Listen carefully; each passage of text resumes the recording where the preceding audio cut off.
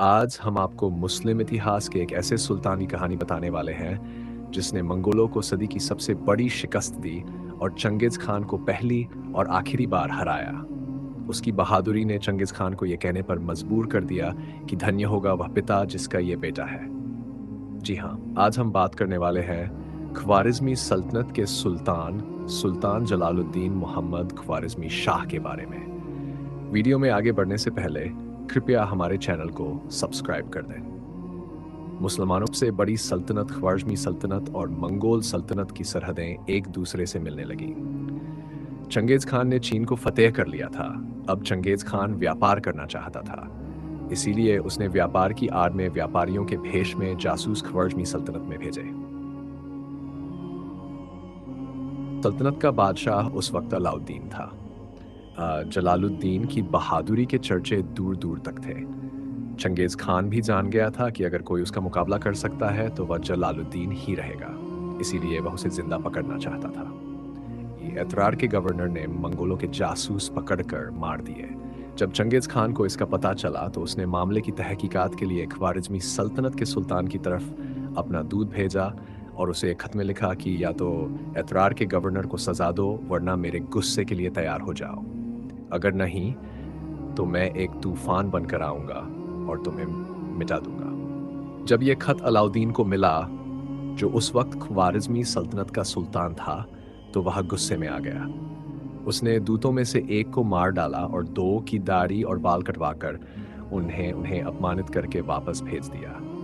जब Genghis Khan ने यह देखा तो वह आगबूला हो गया और 2 लाख की सेना के साथ ख्वारिज़मी सल्तनत पर हमला कर दिया। लेकिन अलाउद्दीन ने सबसे बड़ी गलती यह कर दी कि उसने अपनी सेना को खुले मैदान में लड़ने की बजाय अलग-अलग किलों का बचाव करने के लिए भेज दिया। इसकी वजह से चंगेज खान ने अलग-अलग किलों को फतह कर लिया और आसानी से 2 साल में पूरी सल्तनत को तबाह कर दिया। बुखारा और समरकंद जैसे शहरों को बर्बाद कर दिया और लाखों मुसलमानों को बेदर्दी से कत्ल कर दिया। चंगेज खान की ताकत देखकर अलाउद्दीन शाह डर गया और भाग गया। वह इधर-उधर भटकता रहा और आखिरकार कैस्पियन सागर के एक टापू पर मायूसी के आलम में बीमार होकर मर। सुल्तान अलाउद्दीन के मरने के बाद सुल्तान जलालुद्दीन मोहम्मद ख्वारिज़मी शाह ने मुसलमानों की कमान संभाली और मंगोलों से लड़ने के लिए तैयार हो गए। इसके लिए वो अफगानिस्तान जाना चाहते थे, जहां से वो गजनी में एक नया लश्कर तैयार कर मंगोलों को शिकस्त देना चाहते थे।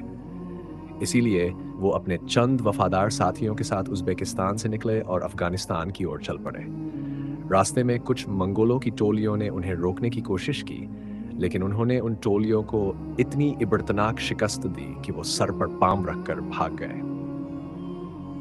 जब सुल्तान जलालुद्दीन मोहम्मद अफगानिस्तान पहुंचे तो उनकी उम्मीदों के मुताबिक गजनी में 80,000 की फौज मंगोलों से लड़ने के लिए तैयार थी। जब ये बात चंगेज खान को पता चली कि जलालुद्दीन अपना लश्कर तैयार कर रहा है, तो उसने जलालुद्दीन को मारने के लिए एक मंगोल लश्कर भेजा। लेकिन परवान के मुकाम पर सुल्तान जलालुद्दीन मोहम्मद ख्वारिज़मी और अफगानों ने मंगोलों को ऐसी इबरतनाक शिकस्त दी कि मंगोलों को भी समझ आ गया कि जो कुछ वक्त पहले इस गुमान में थे कि मंगोल कभी नहीं हार सकते, अब उन्हें भी यकीन हो गया कि मंगोल भी इंसान है और उन्हें भी शिकस्त दी जा सकती है। इसके अलावा पूरी उम्मत मुसलमान को भी एहसास हो गया कि हम मंगोलों को शिकस्त दे सकते हैं। इस जंग में मुसलमानों ने हजारों मंगोलों को गिरफ्तार कर लिया था और फिर उनसे चुन चुन कर बदला लिया, जैसे कि मंगोलों ने समरकंद और बुखारा के मुसलमानों के साथ किया था। जब ये बात चंगेज खान को पता चली कि उनके सिपाहियों को शिकस्त हुई है, तो वो बहुत गुस्से में आ गए और उन्होंने मंगोलिया में एक बहुत बड़ा लश्कर तैयार किया। इस लश्कर में उन्होंने अपने बेहतरीन कमांडर और अपने सारे बेटे शामिल किए और एक विशाल सेना लेकर जलालुद्दीन पर हमला करने के लिए निकले। इधर जलालुद्दीन भी इस बात से बेखबर नहीं थे। वो भी युद्ध की तैयारी कर रहे थे। लेकिन इसी बीच एक अफसोसनाक घटना घटित हुई। जलालुद्दीन के 2 फौजी सरदार अमीर उल मुल्क और सैफुद्दीन के बीच माली गनीमत को लेकर झगड़ा हो गया। जब ये बात जलालुद्दीन को पता चली तो उन्होंने अमीर उल मुल्क का पक्ष लिया, क्योंकि वो उनके दोस्त थे। इस बात से सैफुद्दीन बहुत नाराज हो गए और अपने 30,000 फौजियों के साथ जलालुद्दीन को छोड़कर चले गए। इस वजह से अब जलालुद्दीन के पास सेना की संख्या बेहद कम हो चुकी थी। और ऊपर से चंगेज खान भी अपने विशाल लश्कर के साथ जलालुद्दीन पर हमला करने आ गए। बात चंगेज खान को पता चली कि जलालुद्दीन के लश्कर से 30,000 फौजी कम हो चुके हैं, तो वो बिजली की तेजी से जलालुद्दीन पर हमलावर हुआ। लेकिन जलालुद्दीन अपने बाप की तरह मैदान जंग से भागने वाला नहीं था। वो एक मुजाहिद था जो मैदान जंग में ही शहीद होने की ख्वाहिश रखता था। इसीलिए वो भागा नहीं और मैदान जंग की तरफ बढ़ गया। जलालुद्दीन ने अपनी छोटी सी फौज के साथ मंगोलों का मुकाबला किया और खुद तलवार निकालकर जंग में उतर गए। लेकिन मंगोलों की संख्या बहुत अधिक थी।